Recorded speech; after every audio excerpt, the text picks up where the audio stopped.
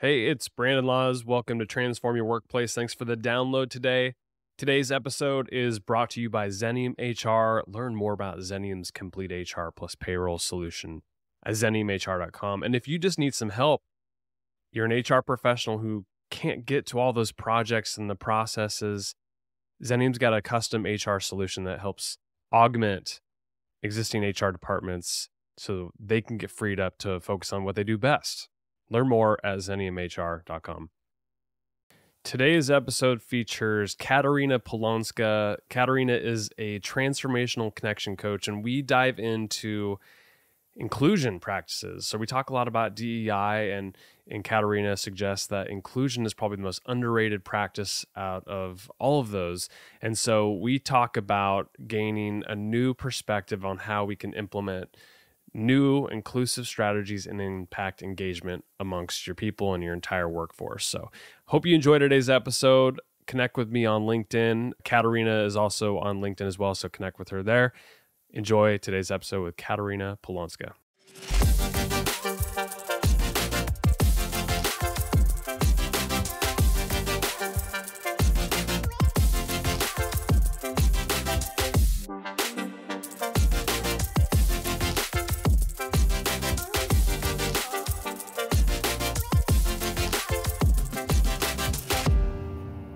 Katarina, it is a pleasure to have you on Transform Your Workplace. Thanks for coming on the show. Thank you for having me. We're going to talk about diversity, equity, inclusion practices. Let's just start kind of at a baseline, just in case there's people that really don't understand the DEI initiatives that a lot of organizations are practicing. You've worked with both startups and the largest companies in the world. So I would love your perspective on, like, when you're going in to an organization and doing DEI work, what are the integral pieces to creating a work environment that's inclusive, belonging, has diverse people? Like, just give me kind of your perspective on the whole thing. Yeah, sure. So I think DE&I, diversity, equity, inclusion, is something that is kind of misunderstood still. It's nothing too complex, but it's been pulled apart. It's been rebranded. I don't even know what acronyms it's got that are trendy right now. But really, when I'm trying to talk about it in a simple, clear way, I boil it down to inclusion. And I mean, that's in the title, right?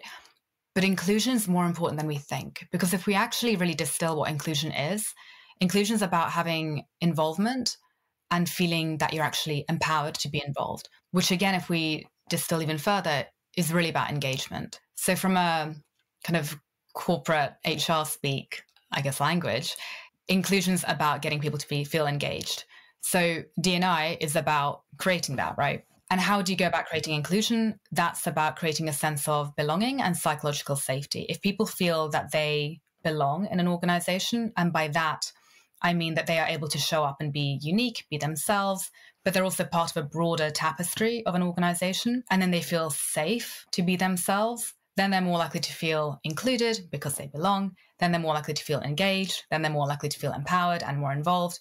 And then you have all the good things that companies really want to solve for, right? Like you have better retention because people are able to feel safe. They actually feel like they matter in a company. Then you don't have such a high attrition rate, so you save a lot of money. You have better performance because people are actually showing up. They feel that their voice matters. You have greater innovation, which drives more revenue. So there's a lot of things that come from having DE&I, but at the heart of it, to me, it's inclusion. And that's where everything really starts. Does that answer the question? Yeah, absolutely. And I've also heard you were talking about, like, the acronyms, like, what are people doing? What's from a trendy? I've heard belonging as part of that too. So DEIB. But are belonging and inclusion kind of similar, or like, do you look at them differently? My gut almost wants to make them the same thing, because I think I'm personally a little bit tired by how the term has been pulled apart in so many different ways, because every time it's pulled apart, it's got a different nuance to it, a different feel to it. People misunderstand it. And at the end of the day, I'm kind of like, why are we pulling apart a term if the core fundamentals, diversity and inclusion, haven't actually been solved for, right? It's like I remember when I went to Oxford and the degree was called Women's Studies. And I was like, this is awful. I can't do a degree called Women's Studies. How embarrassing.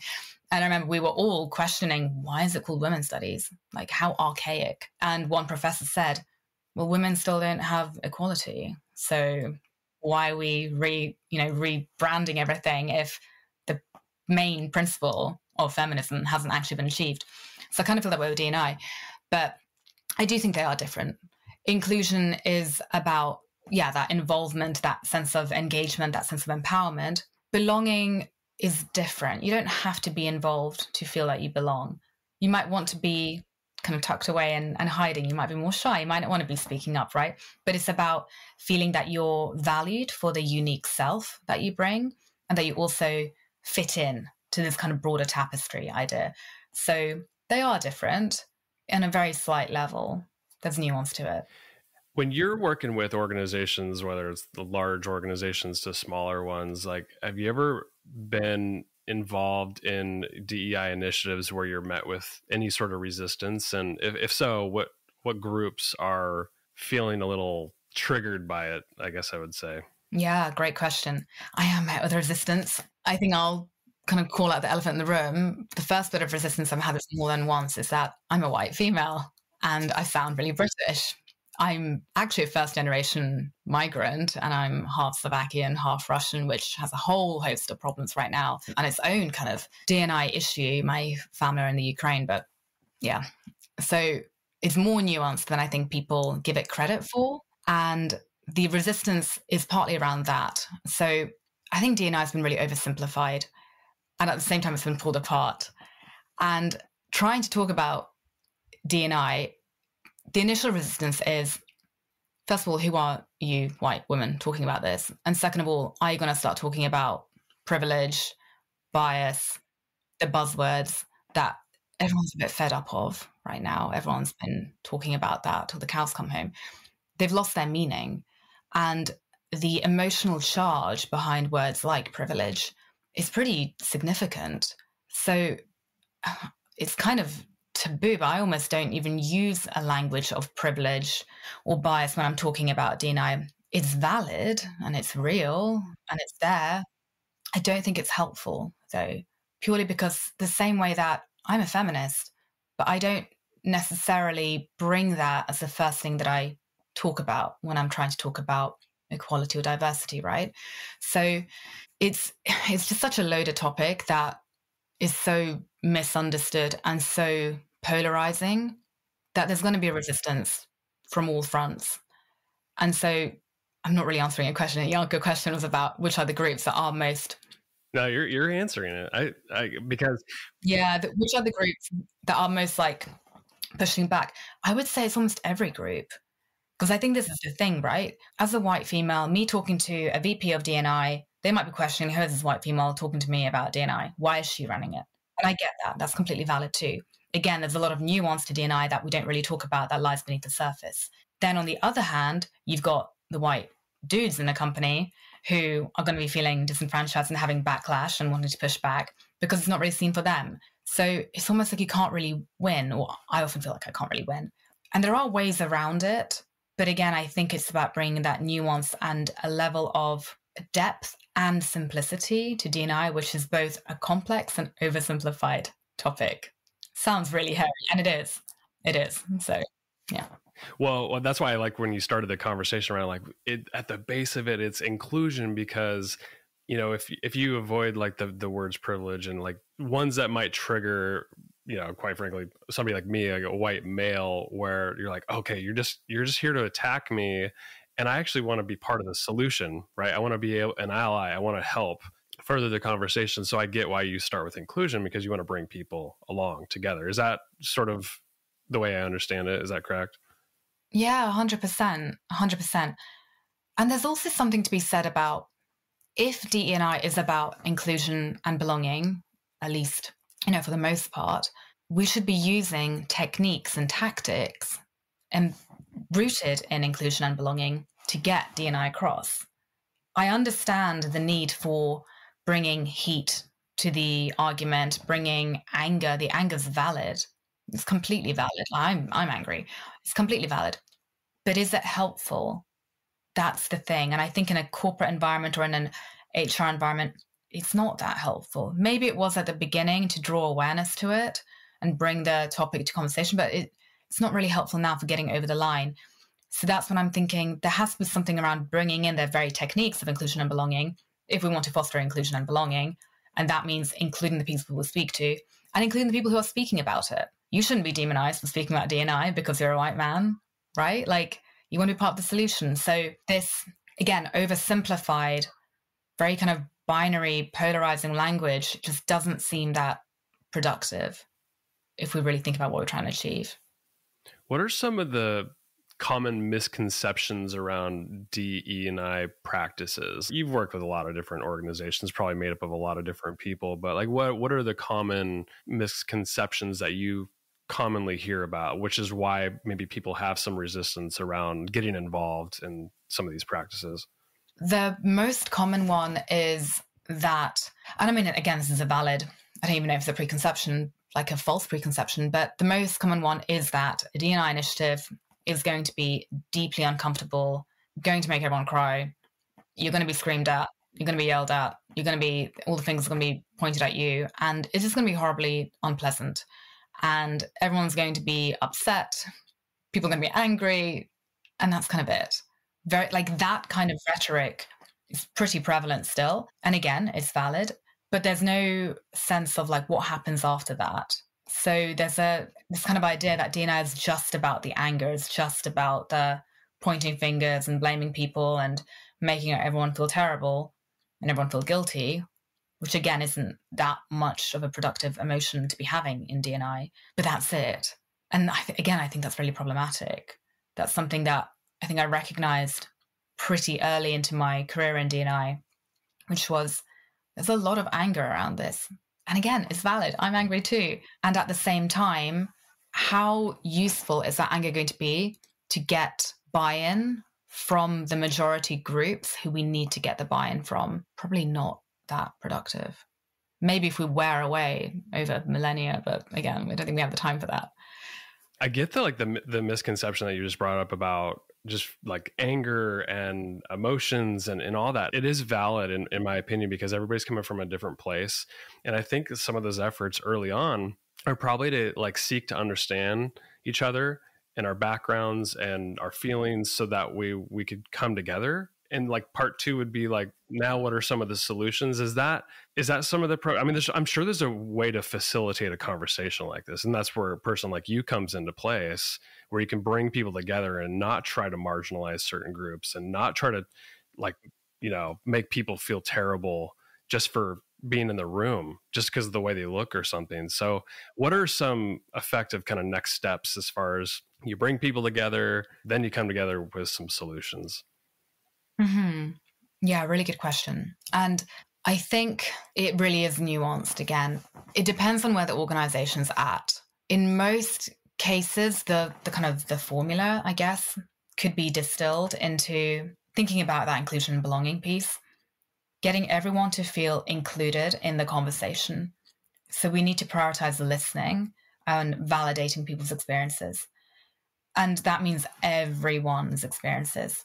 So even the very seemingly, from a D&I perspective, quote unquote, irrational fears of the C-suite at the top, who might be white men who hold the budget, validating their fears and listening to their fears that actually, they might fear that power is going to be redistributed. They're going to lose their jobs. They're going to be ridiculed, blamed, etc. There's a real identity threat going on here, and everyone wants to protect their identity, right? It's a fundamental need of the ego. So listening to these fears, validating them, that they're very real, and then helping them see how the D&I solution won't actually be doing that, showing how D&I is actually for them. And to do that, that means the language around D&I has to be changed. And again, this is kind of my belief. I'm sure some D&I organizations would disagree. But for me personally, when it's come to trying to get buy-in and trying to open a conversation around D&I and trying to build that inclusion, belonging, and safety in it, I can't be talking about privilege and pointing fingers and blaming. What I can be doing is bringing that empathy, that listening, that validation, and trying to understand what are the struggles, what are the points of disenfranchisement for these people who might question whether D&I is for them. And the starting point for that really was pretty much what I've been studying most of my life, which is disenfranchised white American masculinity, which is kind of like the topic that I decided to focus on. And that was really interesting because there was a point when I began to notice that there was a lot of resistance around feminism and equality and social justice and all the things that I really believed in growing up. There was a lot of resistance from people that I really loved, actually, like people in my family, people in my peer group. And I couldn't really fathom where this resistance was coming from. So that's kind of what fueled my initial studies. And the deeper I got into this idea, this trope of the disenfranchised white American man, the more I understood there's actually an economic issue half the time. I mean, think about it, right? Like if you're born into this, and I'm talking about America specifically, England version of this, but you're born into this landscape where there's the American dream. You know, you've got this kind of like mythic figures of like the cowboy going westwards and the frontier, and you have your wife and you have your, you know, your other cowboy friends, and you have the land and it's yours for the taking. And then you have this very capitalist dream that you work hard, you show up, you build your business, you build your empire, you get the promotion, you get the job, you buy the house, you have the wife, you have the kids. It's a very idyllic dream. And it's still very ingrained into us, right? Like it's right back to the Puritans, like it's so ingrained into us. And so when we think about the quote unquote white male trope, it's almost like this is your entitlement. There's a couple of academics who talk about this kind of entitlement, right? That is imposed from a cultural psyche perspective. And then the reality is, sorry, actually, I'll just go back and add to that. Adding to that is the very real political messages that are fed down from certain leaders like Ronald Reagan. That's who I in particular focused on. And then Trump as well, who's kind of like the working class hero. He believes in blue collar rights, and Reagan even wore cowboy boots, and they have the right rhetoric. They talk about that American dream. That entitlement is really laid thick. It's seen as an expectation. And then you get out into the world of work and you start making that money, you start working in that job, and suddenly you realize that actually you're not getting the promotion. In this case, blue collar, that's what I was focusing on. The blue collar job that you're doing is likely going to be obsolete with the rise of technology, with like digitization. It's all being outsourced, right? There's like migrant workers coming in, and again, even COVID and the world of hybrid working and people being able to work all over the world, jobs are being lost, jobs are being spread out. So suddenly the expectation and the entitlement is challenged because it's not coming so easy. You can't just get the house, and relationships are harder, and all of these kind of things that demographic expect isn't happening. And at the very same time, the people who are, I would argue, responsible for this are the very ones who are championing that message, right? Like it often is actually the very neoliberal political figures who are the ones who are eroding these opportunities, but they're the ones who are championing that image. So long story short, what happens is there's this kind of disconnect from the expectation, the entitlement, the hope and the dream, and then the reality. And there's no understanding of what's going on. People don't stop to talk about how society and neoliberalism is taking away maybe some people do, but in these demographics, right, it's not really a talked about thing. There isn't really a language for it. And so there's this feeling of, Kimmel talks about aggrieved entitlement. There's this like anger beneath the surface. And that's then taken out on the visible groups who seem to be the ones who are taking the jobs, and the women who are taking the jobs, and blah, blah, blah. And so long story short, there's a lot of upset. There's a lot of disenfranchisement, disillusionment. Suicide's massively high, right? Amongst men, under 56 killer. But there's no language to talk about it. And even now, I'm going off on a tangent, but the final thing I'll add, I was just reading a book by a feminist who's bringing up the same narrative that I've just been walking you through, that I've been studying, that I've been really passionate about, into the present day, and how this kind of culture of young men who are following figures like Andrew Tate and this kind of angry masculinity who doesn't really have any other role model, doesn't really have any understanding of why life is so hard, because it is. And so they point to these figures who are angry and who give them some kind of a role model. And again, it's not the solution. It's not really going to help in the long run, but there's nowhere else to turn, and there's no language to understand their plight. And so to bring it back to D&I, for me, my biggest passion is how can we facilitate dialogue and create language to bring more understanding, more empathy, more listening, more validation, and show that actually D&I, when done properly, is for everybody. It's not just for minority groups or women. It's literally for everybody, including the white men who are being screwed over very often by economics that, again, is an invisible force no one really talks about. So it's for everyone. We need to talk about it, find empathy, find listening, and bring some like compassion to the dialogue. You may think you just went on a tangent, but that was actually articulated perfectly. I never even really thought about it that way. It's like there's a group of people that are really holding on to this ideal fantasy of the American dream. I'm sure there's equivalents in other countries as well, but like just holding on to something that's no longer there. Technology is a huge force. The economic, like whether invisible hand, whatever you want to call it, the market forces, there's a lot at play. And I like your ideas of like, well, the DEI conversation is actually just to bring people together to find solutions, probably build new skills, find ways to communicate with each other, move forward. I mean, we're going to all wrap around artificial intelligence and other tools that automate. And if we hold on to something that's no longer there, I think people are going to be angry. I think to your point, people are going to be angry and not going to know why, and they're going to point their fingers probably in the wrong directions as to what the causes are. So I like this idea of bringing people together, inclusive conversation, and path forward, right? Yeah. And actually, just to add to that, like you're spot on, I think education as well, right? Like to have that inclusive conversation, we need to have education around the conversation that's being had.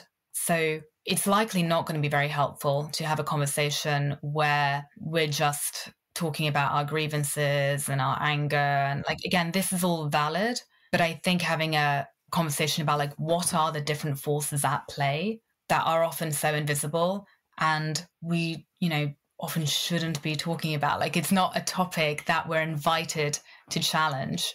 For me, it was such an eye-opening discovery when I was like, oh, I get it. Like, I really understand now how it's actually economics, which, economics drives so many things. But of course there's anger because there's a lot of entitlement that's actually not happening now. That makes sense. And you see it in millennials, right? Like, most millennials don't have homes that they can just afford. There's an anger there. I mean, it's like manifesting probably as anxiety, but there's still this conversation that needs to happen about what's happening to us, and then to be education around that.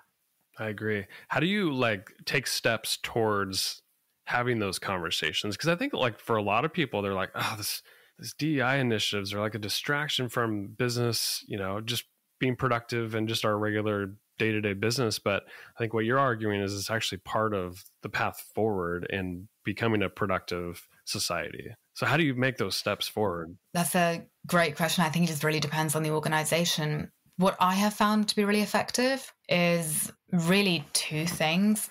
I think starting with what isn't that, it can be effective, but what isn't the most effective thing that is often rolled out is doing some kind of a company-wide survey and doing a D&I audit and kind of getting a sense check of like, what are people thinking about? What are people worried about? That can be useful as a baseline, but it's not going to give you the information that you're looking for when it comes to starting that conversation. To do that, it needs to be a sort of a focus group or some kind of a safe dialogue group.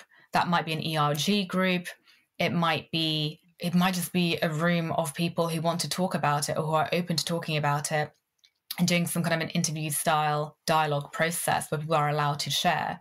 That's one way of getting the conversation going, because actually when people begin to share their experiences, then we realize there's some commonality. The other one is to do interviews. So that can be quite laborsome and time consuming to try and interview everyone, right? But this is also where coaching comes into play. And coaching, again, can be very expensive. So I've not seen D&I group coaching really, and I don't know how effective it is. I mean, I'm a coach myself. Like, the whole one-on-one aspect is what drove me to move away from being in the behavioral science space and actually doing the coaching myself, because I can see how when it comes to D&I, you do need to meet people where they're at. It's quite scary to talk about D&I if you don't know what you're talking about, you don't feel very psychologically safe, and you feel like you're on the spot. People aren't really likely to open up. So that one-on-one aspect is really important. But again, how scalable is that? It might not be that scalable, especially if we're talking about people kind of who are like frontline workers, right? So that's where the group aspect, I believe, will be the most helpful. From an interview perspective, absolutely. I would imagine so from a coaching perspective too. Those are great insights. I really appreciate you coming on. I know this is like just the tip of the iceberg on this conversation, but I've interviewed other people on D&I and they all have a different bend to this. And that's why I really like your perspective. It's something that's I haven't talked about on here, and I haven't heard too many people talk about that. It's an economic problem mostly. So yeah, thank you for coming on. Where can people learn more about you, what you're up to, and ways to connect with you, anything like that? Yeah, absolutely. So I have my website, probably the easiest way to reach me. It's www.katarinapolonska.com. I'm sure that'll be typed up somewhere in your notes for people who don't know how to spell my name. Or LinkedIn. I'm always on LinkedIn. I virtually live on LinkedIn these days. So DM me on there and I'm always down to chat. My guest today has been Katarina Polonska. Thank you for being part of the show. Appreciate you. You're so welcome. Thank you for having me.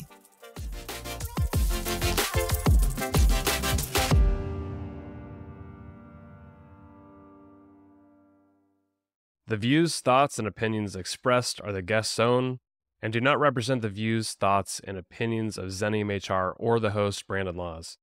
The material and information presented on Transform Your Workplace is for general information and educational purposes only.